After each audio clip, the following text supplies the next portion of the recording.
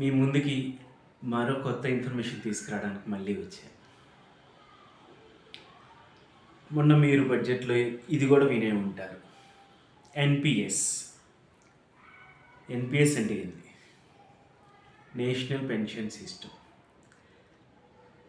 And most of the salaried ఎంప్లాయీస్కి తెలియకపోవచ్చు, అంతెందుకు 1 year బ్యాక్ వరకు నాకు తెలియదు. ఓకే, సో అసలు ఏంటి ఎన్పిఎస్ అంటే?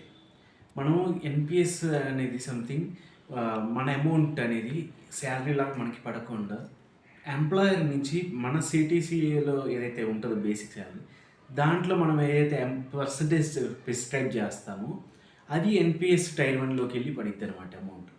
సో ఆ అమౌంట్ ఏదైతే ఉందో దానికి ట్యాక్స్ అనేది పడదు.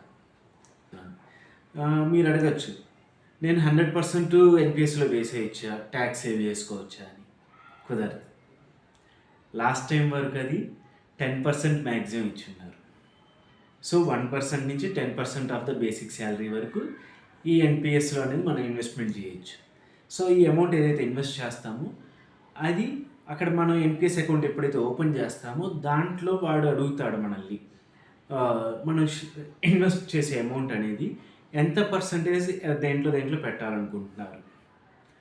మార్కెట్లో, గోల్డ్లో, గవర్నమెంట్ బాండ్స్లో, అట్లా 4 డిఫరెంట్ టైప్స్ ఆఫ్ ఉంటాయి అన్నమాట.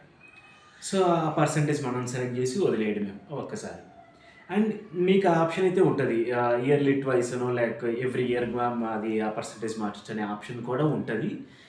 But leave it like that, ఎందుకంటే ఇది లాంగ్ టర్మ్ గోల్స్. ఈ ఎన్పిఎస్ అనేది లాంగ్ టర్మ్ గోల్స్.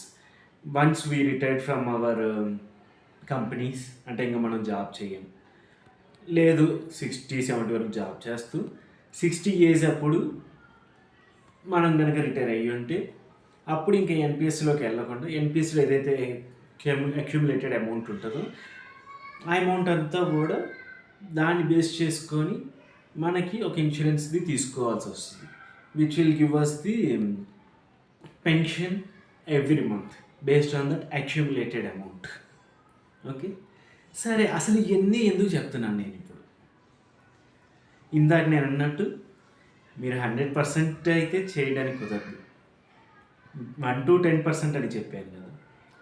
కానీ నిన్న గవర్నమెంట్ ఆ 10%ని 14%కి పెంచింది. సో మన మ్యాక్సిమం లిమిట్ అనేది 14% అనమాట. 14% of the basic salary you are eligible to invest in the NPS. So ఆ 14% ఆఫ్ ద బేసిక్ శాలరీ వరకు నీకు ట్యాక్స్ పడదు. అండ్ మీకు ఒక చిన్న ఇన్ఫర్మేషన్ ఏంటంటే, this one is applicable in both old and new taxes.